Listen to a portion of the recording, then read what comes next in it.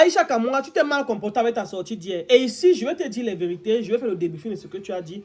Je ne te parle pas en tant qu'un ami, mais je te parle en tant qu'un blogueur, c'est-à-dire quelqu'un qui a aussi retrouvé l'histoire que tu... Parce que tu as fait une sortie hier. Et la sortie que tu as fait montre à suffisance que voilà, tu es en santé parce que tu nous as laissé croire, entre guillemets, que tu voulais reprendre les hostilités. C'est-à-dire, je n'entrerai pas dans les détails de nos vies privées que voilà, Aïcha, toi, non. Moi, je vais rester uniquement dans le cadre des réseaux sociaux et commenter en fonction de ce que toi, tu as pris comme position et des sorties que tu as faites hier. Alors, Aïcha Kamou, il faut savoir que en situation de crise, il y a ce qu'on appelle des communications de crise. C'est-à-dire qu'avec ce qui s'est passé, tu sors à peine d'une situation de crise. Ça veut dire que tu n'as même pas encore digéré la situation. Mais hier, tu avais déjà fait la sortie pour commencer à parler. C'était archi faux. C'est pas comme ça que ça marche. Tu ne devais pas faire cette sortie que tu avais. Même si tu devais faire une sortie, tu pourrais faire bonjour Aïcha Kamou, je me porte bien, je suis en train de gérer la situation avec la justice. Tu parles, tu fais une vidéo brève de 2 minutes où tu fais comprendre à tes abonnés que tu te portes bien et que la situation est en train de suivre son cours avec la justice et que voilà ce que tu aurais dû dire. Tu restais dans le superficiel. Voilà, la situation suit son cours avec la justice. Vraiment, je merci pour vos messages d'encouragement, pour vos soutiens, pour l'intérêt que vous portez à mon égard. Merci pour ceci. Maximum 2 minutes où tu rassures ton auditorium que tu te portes bien et tu restes tranquille. Le reste en commentaire, ça les dit ce qu'ils veulent, ça les regarde. Et non pas sortir, premièrement, dire que tu n'as mandaté personne de venir parler à ton nom. Il faut savoir que quelqu'un qui est venu parler mal de ton histoire, d'une manière ou d'une autre, a contribué à ton élévation ou a permis en sorte que cette histoire soit encore de plus en plus rendue publique et que le pressing plus de plus en plus se fait pour que les gens, bien les autorités en charge de ton dossier puissent accélérer la procédure pour comprendre à quel niveau ta situation est. Parce qu'il y a des gens qui ont parfois des dossiers comme ça dont on n'en parle pas, qu'on ne connaît même pas. Il y a des gens qui vivent la même situation que toi au Cameroun, qui sont des centaines tous les jours. Et on n'est même pas au courant. Donc, avec ce qui s'est passé sur les réseaux, que quelqu'un parle en bien ou en mal, c'est une personne qui, d'une manière ou d'une autre, sans se rendre compte, contribue à ton élévation. Et maintenant, c'est à toi derrière de savoir que telle personne voulait mon bien, telle personne voulait mon mal, et de prendre tes conclusions et de savoir que bon, voilà. Et non pas de venir vociférer sur la toile que tel a dit que c'est trop flagrant. Et même si, dans ton histoire, je vais te dire un truc. Quand il y a une situation, n'est-ce pas, il y a des gens qui vont profiter pour régler leur compte. Il y a des gens qui vont profiter pour venir dire ce qu'ils veulent. Il y a des gens qui vont venir t'aider juste par amitié. Même si quelqu'un vient régler ses comptes dans ton histoire, et qu'en réglant ses comptes, il t'aide d'une manière ou d'une autre, tu ne dois pas cracher sur ça. Parce que chaque combat ou chaque motivation est menée par quelque chose. Il y a des gens qui se lèvent, qui ont une envie peut-être de se venger contre quelqu'un. Et qui n'attendent que la petite faille ou la petite opportunité pour venir se venger. Celui-là, s'il est venu conseiller en venant se venger de quelqu'un d'autre, il contribue à ta chose pour que ça puisse avancer. Non? Tu prends en bien et tu dis merci. Même si tu estimes que ce n'était pas une bonne chose, tu restes tranquille, tu n'as pas besoin de venir parler.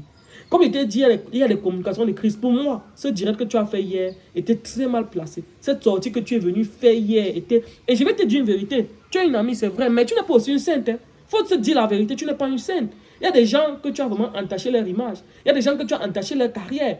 Il y a des gens à qui tu as porté préjudice aujourd'hui que, avec du recul, normalement, la première chose que tu devrais faire hier, c'est de faire une sortie. Et même maintenant, tu peux tout le faire.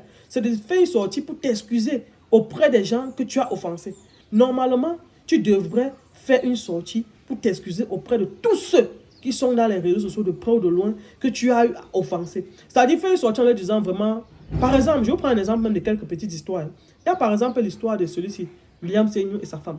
Tu te rappelles, c'est là peut-être 1 ou 2 ans, tu as parlé de l'histoire de William Senior. Je te jure que si moi j'étais une femme, j'étais à la place de William Senior, c'est que moi je suis quitté le foyer là. Parce que la façon dont les histoires... Et maintenant le problème c'est quoi? C'est que la petite à l'époque qui venait raconter les histoires là, aujourd'hui elle est portée disparue dans la nature.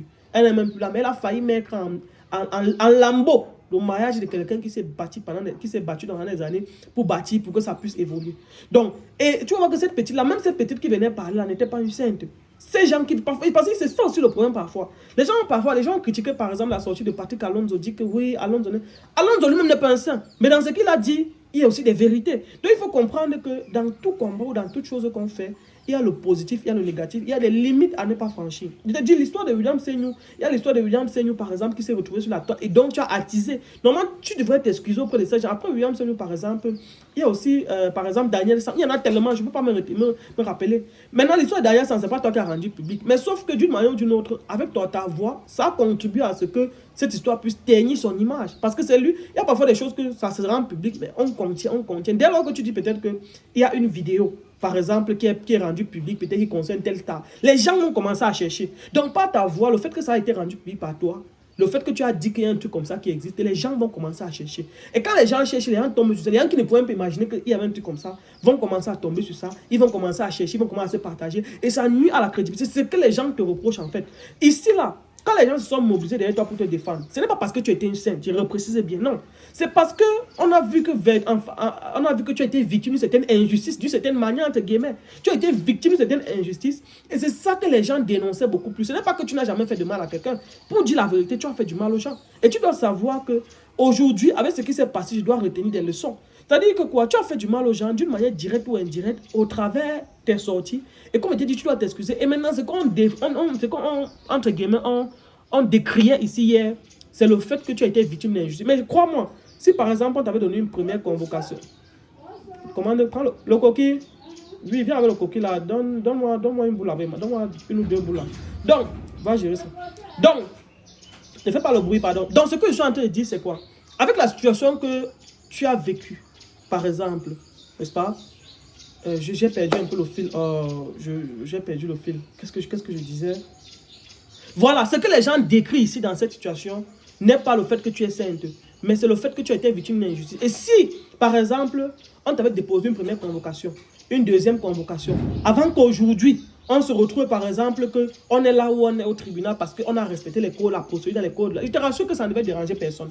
Parce qu'on sait que toi aussi tu as fait des choses aux gens ici là, mais dont on n'en parle pas. Donc je pense que ma soeur, ce que tu devrais faire premièrement, c'est de faire une sortie pour dire que tu as retenu la leçon, tu as tiré des conclusions, et là maintenant tu sauras qu'à l'avenir, tu sais comment te comporter, tu pourras plus te comporter n'importe comment vis-à-vis des gens.